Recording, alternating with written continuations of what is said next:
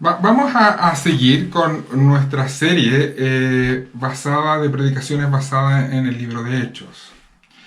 Recordemos un poco lo que ha sucedido hasta ahora. Los apóstoles siguen en Jerusalén. Al parecer ha surgido una persecución, pero hasta ahora pareciera ser que esa persecución es contra judíos de habla griega, no judíos de habla hebrea, no judíos de cuna, sino contra aquellos que probablemente nacieron fuera de Israel y crecieron en la fe manteniendo su idioma, el griego. La iglesia en Jerusalén ha mantenido cierta paz, probablemente. El evangelio ha empezado a llegar a los no judíos, pero todavía falta mucho trabajo por hacer. Pero en este capítulo empezamos a ver una nueva etapa, una nueva situación de persecución, ahora esta vez contra la iglesia en Jerusalén. Lo que nos da pistas de que pareciera ser que vamos a ver ahora una nueva etapa en la vida de la iglesia. Pero antes de mirar este pasaje, preguntémonos algunas cosas respecto a nosotros, a nuestra iglesia. ¿En qué etapa crees que estamos como comunidad, como San Pedro? ¿Cómo describirías la situación de la iglesia hoy día? ¿Ves algo de estancamiento? Tanto en la comunidad, en nuestra relación con Dios, como quizás en tu propia vida. Quizás al igual que lo que estamos viendo en el libro de Hechos, ves problemas internos a la iglesia y también externos. Hay problemas personales, cosas que nos han detenido el llevar el evangelio a otras personas. ¿Nos hemos desanimado? ¿No hemos relajado demasiado? Hay otras cosas que nos preocupan y que nos tienen complicados hoy día como comunidad, como familia, en forma personal. Esta pandemia en la que estamos viviendo nos ha frenado, ha afectado nuestro ánimo, nuestra misión, nuestra confianza en Dios. Ha sido afectada. ¿Cómo seguiremos adelante? ¿Qué es lo que deberíamos hacer? ¿Cuál es el primer paso si estamos en un estado de desánimo, de estancamiento? ¿Cuál es el primer paso que deberíamos dar para salir de este estado? De eso va a hablarnos este pasaje y te invito a orar. Padre, te damos tantas gracias por tu palabra, te damos gracias por lo desafiante que siempre es escuchar tu voz. Pero queremos rogarte, Señor, que no seamos solo oidores, Señor, sino personas que obedecemos aquello que tú dices, que actuamos en consecuencia respecto a lo que tú nos dices. Que tu palabra sea poderosa y transformadora en nuestra vida y siga formando en nosotros el carácter de Cristo. Este carácter que te ama y te sirve con todo y que ama a los que nos rodean, como deberíamos amarles siempre.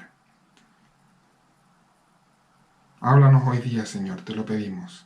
En Jesús. Amén. Como les decía, estamos en una nueva etapa en la vida de la iglesia y esta está marcada por un nuevo momento de persecución. Y lo vemos desde el comienzo de este versículo, situaciones dramáticas, se nos describen aquí, capítulo 12 de Hechos, versículo 1 y 2. En ese tiempo el rey Herodes hizo arrestar a algunos de la iglesia con el fin de maltratarlos. A Jacobo, hermano de Juan, lo mandó matar a espada. Herodes, este es otro de los Herodes de la Biblia, comienza una persecución contra los creyentes en Jerusalén. Al parecer, este Herodes, al igual que su abuelo, practicaba la religión judía. Su abuela era judía.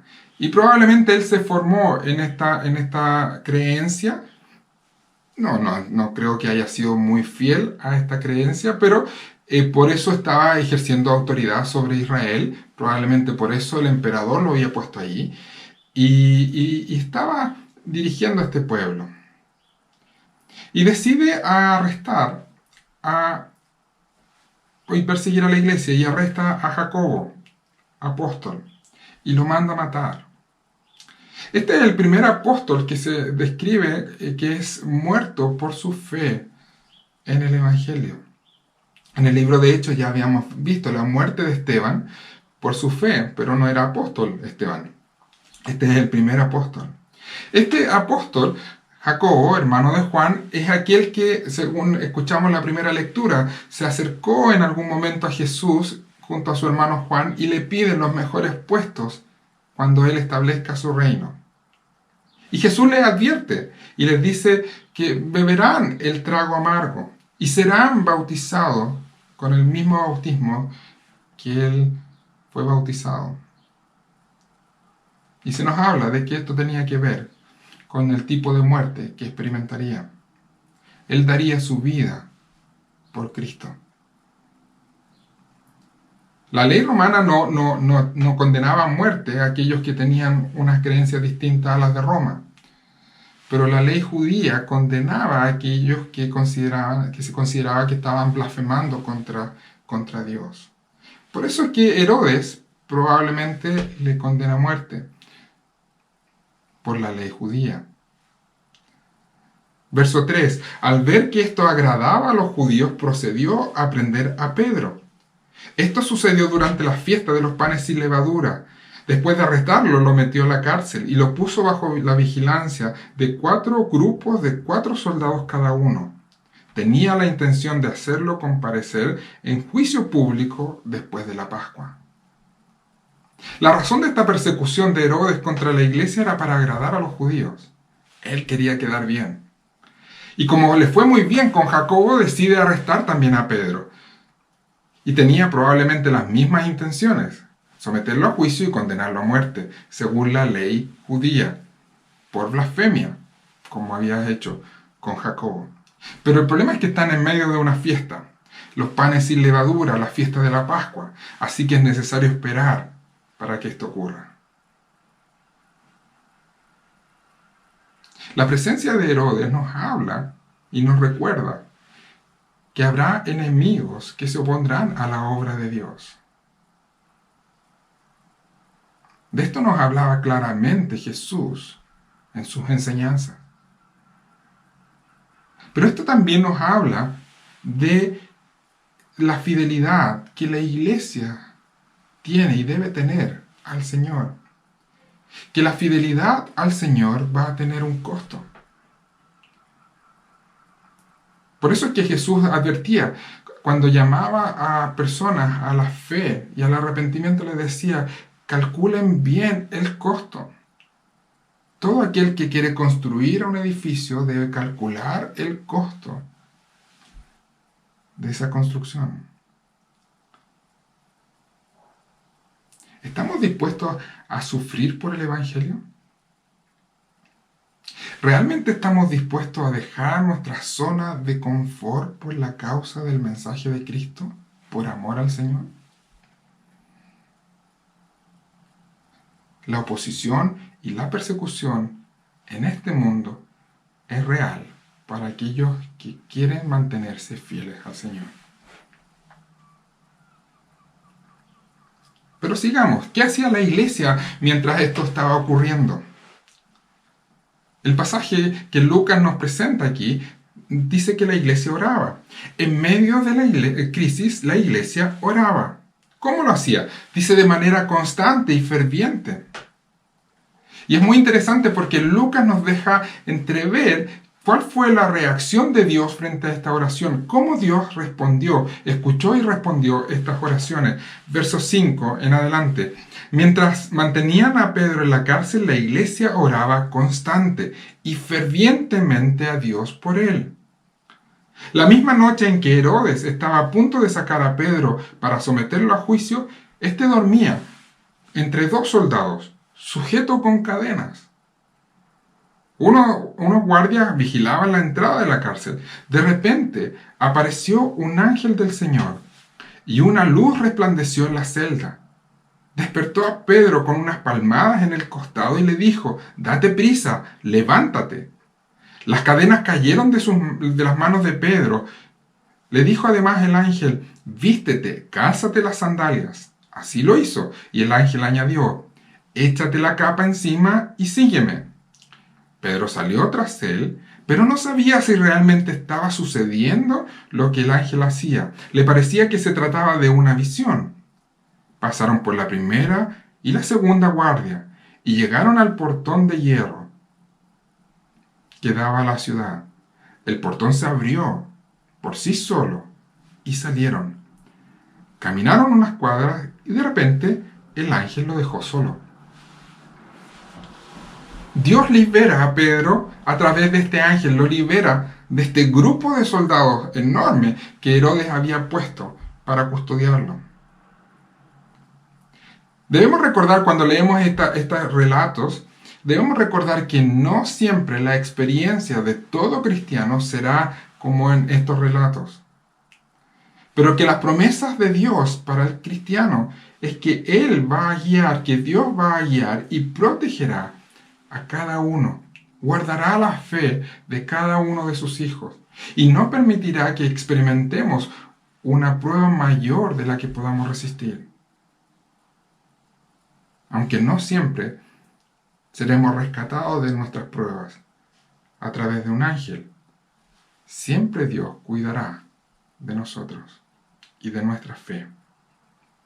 Pedro no sabía muy bien qué estaba pasando. Dice que no sabía si era una visión o si esto realmente estaba ocurriendo. Hasta que se encuentra solo. Verso 11. Entonces Pedro volvió en sí y se dijo: «Ahora estoy completamente seguro de que el Señor ha enviado a su ángel para librarme del poder de Herodes y de todo lo que el pueblo judío esperaba». Al parecer, un poco de aire fresco de la noche lo hizo reaccionar. Dios pudo haberlo tomado a Pedro y transportado directamente a la casa de María. O lo pudo haber tomado y sacarlo inmediatamente fuera de Jerusalén. Pero no lo hizo. Porque creo que Pedro y la iglesia debían aprender algo de esto. Hay lecciones importantísimas que Pedro y la iglesia debían aprender. Dios tenía un propósito y le liberó a Pedro de Herodes y de los judíos. Y en ese momento Pedro se da cuenta de que Dios está actuando de manera soberana y que Dios está cuidando de él. Y creo que aquí está la primera lección que Pedro y la iglesia debían aprender: que Dios siempre responde las oraciones. En otros momentos hemos hablado de esto y hemos hablado y pensado y reflexionado de que no siempre la respuesta de Dios es sí. A veces la respuesta de Dios, como un padre amoroso, es: no, esto no te conviene. Pero Dios siempre responde las oraciones de su pueblo. Jacobo murió y Pedro fue liberado. ¿Quiere decir que la iglesia oró más por Pedro que por Jacobo?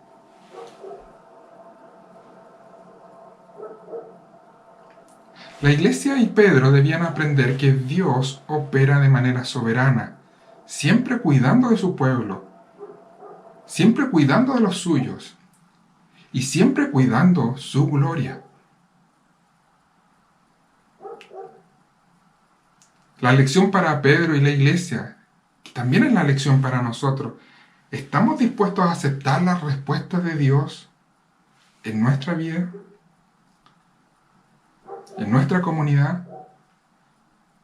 ¿Estamos dispuestos a darle la gloria a Él a pesar de que no siempre recibamos lo que queremos?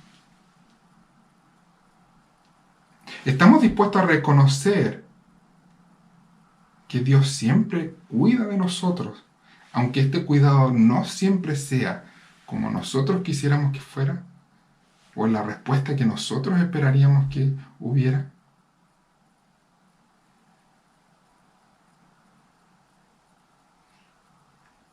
Pedro debe dar testimonio de lo que ha sucedido a los hermanos.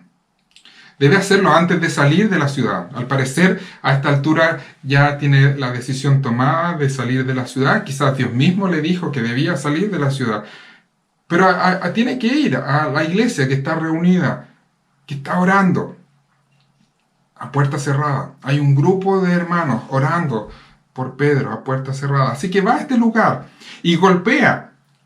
Y reconocen la voz. Viene una persona, Rode, y una mujer, y se da cuenta que es Pedro, pero no abre. Escucha su voz, reconoce la voz, pero no abre. No sabemos si es un tema de incredulidad, no sabemos si es un tema de temor, no sabemos si está simplemente nerviosa frente a la situación, pero decide no abrir y va y le cuenta a los hermanos que están orando por Pedro que Pedro está golpeando la puerta. Y no le creen. ¿Qué estaba orando la iglesia? ¿Qué estaba pidiendo la iglesia? ¿Te imaginas? La iglesia pidiendo, Señor, libera a Pedro, y Pedro golpeando la puerta y ellos no creen que es Pedro. Segunda lección que creo que la iglesia y Pedro debían aprender. Y es el tipo de Dios con el cual nos relacionamos. Que es un Dios que puede hacer mucho más de lo que deseamos y pedimos.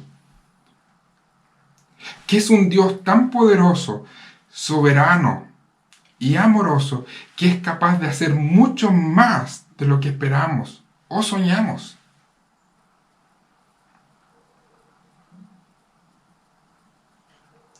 ¿Cuántas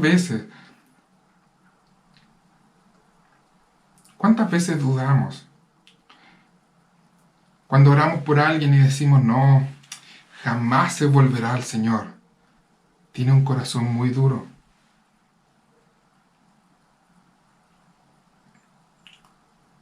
O dudamos diciendo, este problema es demasiado grande para Dios. Definitivamente. No lo puede resolver. Quizás no lo decimos, pero actuamos como que eso va a ser así. Actuamos como que hay cosas que Dios no es capaz de hacer.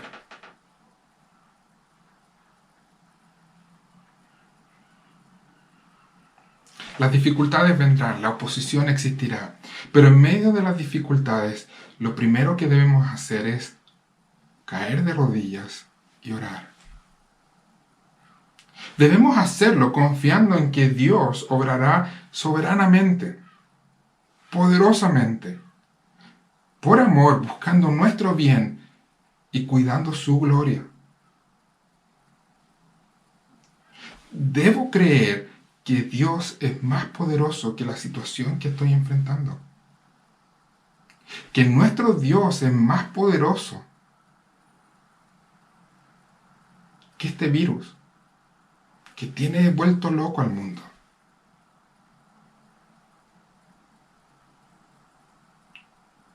Debo creer que Dios es más poderoso que cualquier situación que estoy viviendo, de dificultad, de oposición, de sufrimiento. Verso 17, con la mano Pedro le hizo señas que se callaran y les contó cómo el Señor lo había sacado de la cárcel. Cuéntenles esto a Jacobo y a los hermanos, les dijo. Luego salió y se fue a otro lugar. Este Jacobo, por supuesto, no es el Jacobo que ya murió al principio del capítulo. Este Jacobo probablemente es el hermano del Señor, el hermano de Jesús, que ha tomado un rol protagónico en la iglesia en Jerusalén. Pero después de esto, Pedro tuvo que salir de la ciudad, tuvo que partir. ¿Por qué Dios no acabó con la persecución en ese momento? Podía hacerlo. A veces Dios permite que situaciones ocurran en nuestra vida para que hagamos lo correcto, para que crezcamos, para que nuestra fe crezca y madure. Quizás para sacarnos de nuestro estado de confort, para movernos el piso y hacer lo que debemos hacer. El Evangelio debía llegar a otros lugares. Y Pedro comienza después de esto un ministerio itinerante. Ya no pudo dormirse en los laureles y quedarse en la comodidad de Jerusalén. Y estuvo obligado a salir fuera de Jerusalén y empezar a predicar el Evangelio en otros lugares.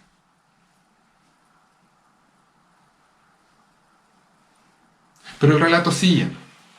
Y este Herodes, que tanto buscaba el aprecio de la gente, el favor de la gente, el aplauso del pueblo, probablemente se sintió muy ofendido y su orgullo fue afectado y se sintió burlado frente a lo que había sucedido. ¿Y qué hace? Mandó a matar a los soldados para mostrar que él seguía teniendo el control de la situación. Pero no pudiendo hacer frente a la situación, decide irse de la ciudad y se va a vivir a otro lugar. Pero Dios no ha terminado con él. Dios siempre tiene la última palabra, verso 20. Herodes estaba furioso con los de Tiro y de Sidón, pero ellos se pusieron de acuerdo y se presentaron ante él, habiéndose ganado el favor de Blasto, camarero del rey. Pidieron paz, porque su región dependía del país del rey para obtener sus provisiones. El día señalado, Herodes, ataviado con ropaje real y sentado en su trono, le dirigió un discurso al pueblo. No sabemos exactamente por qué Herodes estaba enojado, furioso con Tiro y Sidón, pero ellos buscaron formas de ganarse el favor de Herodes. Y buscaron pitutos por ahí y llegaron al rey. El rey, para mostrar todo su poder, toda su gloria, todas sus capacidades, se viste con ropaje real. Un historiador, Josefo, comenta que la ropa que usó Herodes en ese momento, en ese tiempo, era una ropa hecha de plata y que excitaba a la gente al amanecer y se exponía al sol de tal manera que cuando empezaban a aparecer los primeros rayos del sol, toda su ropaje brillaba porque él quería impresionar. Y como este pueblo quería agradarle y ganar el favor del rey, le gritaba, verso 22, voz de un Dios y no de hombre. Al instante un ángel del Señor lo hirió, porque no le había dado la gloria a Dios. Y Herodes murió, comido de gusanos. El pueblo le alababa a Herodes como un Dios. Ellos le estaban reconociendo como lo que él quería ser reconocido, de la manera en que él quería ser visto.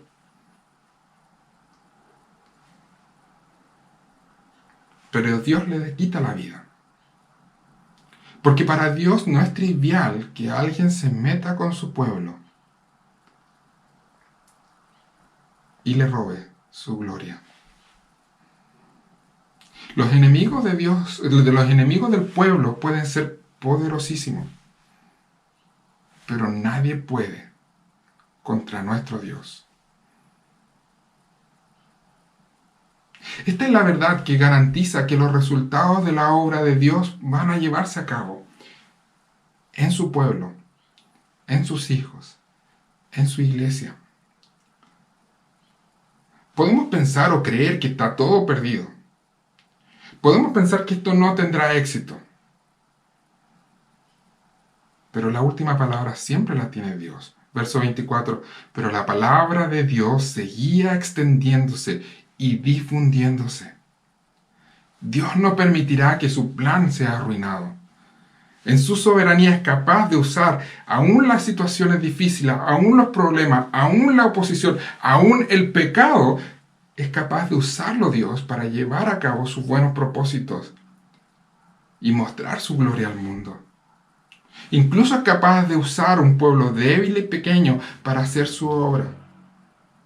Lo que Dios espera de su pueblo es que este pueblo le crea a Él, confíe en Él, sea fiel a Él y viva en total dependencia continuamente. ¿Cómo evaluarías nuestra comunidad? ¿Cómo evaluarías, cómo describirías San Pedro? ¿Una iglesia débil? ¿Pequeña? ¿Desanimada? ¿Cómoda? ¿Perezosa? ¿Cobarde? ¿Cómo describirías San Pedro en medio de esta pandemia?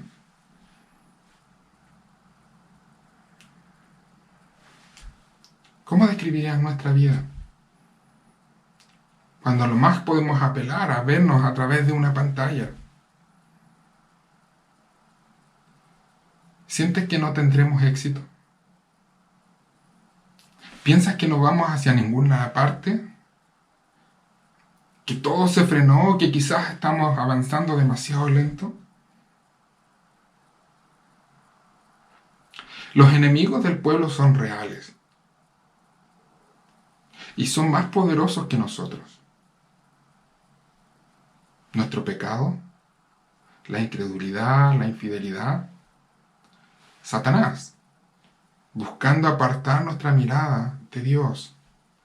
Y esta sociedad sin Dios, haciéndonos creer que lo que esta sociedad ofrece y lo que este mundo nos ofrece es mejor que lo que Dios nos está ofreciendo. Los enemigos son reales y son más poderosos que nosotros. El pecado, el desánimo, la murmuración, la desconfianza, los problemas de relaciones, los problemas económicos, la dureza de corazón. Experiencias que tenemos en nuestra vida. Un hijo incrédulo, una familia que no entiende mi fe, temor a compartir mi fe con otros, una comunidad que no cumple con mis expectativas. ¿Dónde empezar? ¿Cómo empezar para enfrentar esta situación? En este pasaje entendemos cuál es el primer paso que debemos dar. Debemos caer de rodillas ante Dios, pidiendo a Él su protección, sus fuerzas, su bendición, porque no somos capaces de enfrentar a estos enemigos, pero Él sí puede. Confiar en Él, que Él hará lo mejor, aunque no necesariamente sea lo que yo espero que haga, aunque podría ser que la respuesta de Dios sea dolorosa para mí. Debo confiar en que Él responde y que Él tiene el poder para llevar a cabo sus buenos propósitos en mi vida, en nuestra iglesia, y mostrar su gloria al mundo. Aunque parezca que el enemigo está venciendo y que ya no hay fuerza y que estamos encerrados, ni siquiera podemos hablar de Cristo a otros, la palabra de Dios seguirá extendiéndose y se difundirá, y Dios mostrará que es más poderoso que cualquier situación que estemos viviendo. No debemos menospreciar los enemigos, porque eso sería un error. Las situaciones difíciles son reales. Un hijo incrédulo, un embarazo no deseado, un quiebre matrimonial, problemas económicos, un padre ausente, la pérdida de seres queridos, un esposo incrédulo, una familia que no entiende nuestra fe, relaciones rotas en medio de la iglesia, deslealtad de los hermanos, falta de amor o de perdón. Todas estas cosas vienen de nuestros enemigos, el pecado, Satanás y la sociedad sin Dios en la cual estamos viviendo. Y todos estos enemigos pueden hacernos perder de vista el Dios poderoso, amoroso y soberano que está cuidando nuestra vida y nuestra iglesia. Probablemente nunca vamos a entender por qué Dios permite que estas cosas ocurran. Jacobo no tuvo la posibilidad de vivir suficiente como para ver la obra de Dios llevándose a cabo. Pero es Dios quien tiene el control. Él es soberano. Y su victoria está garantizada. Por eso, frente a todas estas situaciones que estamos viviendo, frente a todas las situaciones difíciles que estamos experimentando, frente a esta pandemia en la cual estamos viviendo, el primer paso que debemos dar es volvernos a Dios, orando a Él, pidiendo que Él actúe, porque esto escapa a nuestras fuerzas, a nuestras capacidades, pero no escapa a su poder y a su gloria.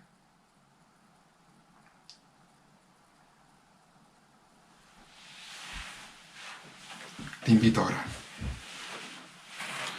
Padre, te damos tantas gracias por tu palabra, tantas gracias porque en ella nos recuerdas continuamente quiénes somos, quiénes son aquellos que están en contra nuestra, pero especialmente nos recuerda quién eres tú. Para volver a animarnos, para volver a desafiarnos, a volvernos a ti. La vida de nuestra iglesia, la vida de tu iglesia, el futuro de ella, nuestra fe y nuestro corazón, no depende de nuestras capacidades, Señor. No depende de nuestros esfuerzos. Depende solo de ti. Lo que tú esperas de nosotros, Señor, es fidelidad, dependencia, confianza en ti. Pero nos recuerdas continuamente que eres tú quien lleva la obra a cabo. Que es tu poder y tu gloria la que están llevando a cabo todo. Por eso te rogamos, Señor, que nos ayudes a volver al principio, al primer paso, al paso elemental, al fundamental, a volver a la oración y a la confianza en ti. Ayúdanos, Señor, a no olvidar quién eres tú y a no impresionarnos, Señor, frente a nuestros enemigos, reconociendo que no hay nadie, no hay nada en este mundo que pueda oponerse a ti. Y que tu amor, que sobrepasa todas las cosas, Señor, está cuidando de tu iglesia. En Jesús te lo pedimos. Amén.